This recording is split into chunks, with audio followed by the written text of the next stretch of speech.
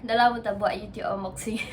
Hello everyone, welcome back. It's been a long time. Dah setahun dah tak upload rasanya. Dan finally kita ada benda untuk di unbox di YouTube, which is the new iPhone 15 Pro dalam color natural titanium. Baru ada masa sekarang untuk buat unboxing ni. So ni belakang dia, ni depan dia, iPhone box.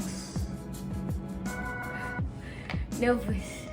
Aku tukar phone ni sebab all this time aku record pun semua pakai handphone sendiri. So this one aku record dekat iPhone 12. I think it's time for me to at least upgrade cameras and efficient for me to do more content. Nervous. Okay, let's go.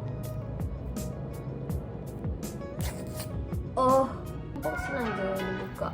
Macam ni. Jangan jatuh sudah.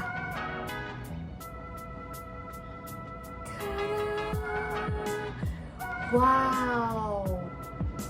Okay, itu dia iPhone 15 Pro. Wow, cantik.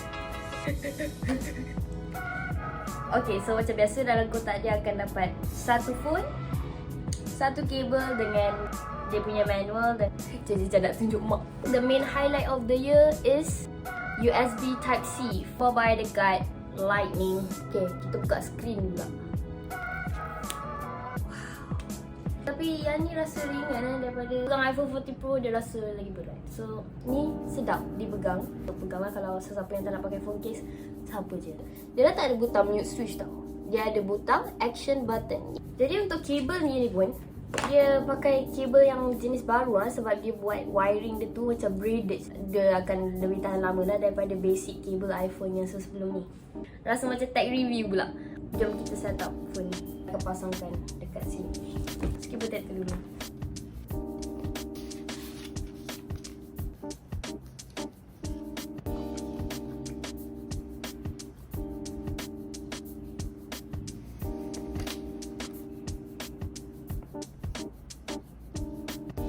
Okay, so screen protector dah pakai, dah siap. So kita nak pakaikan di case. Okay, so ni case.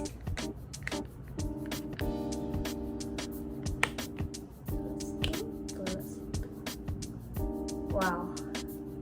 And there you go. Dah siap. Color dia nampak macam grey lah, banyak. Dekat lighting yang different dia akan nampak macam ada golden hue sikit je. Okay. And tinggal setting. So itu je guys unboxing kali ni for iPhone 15 Pro. And yeah, it's good to come back here in YouTube and do unboxing dekat korang. I hope you guys enjoy this unboxing. Bye bye.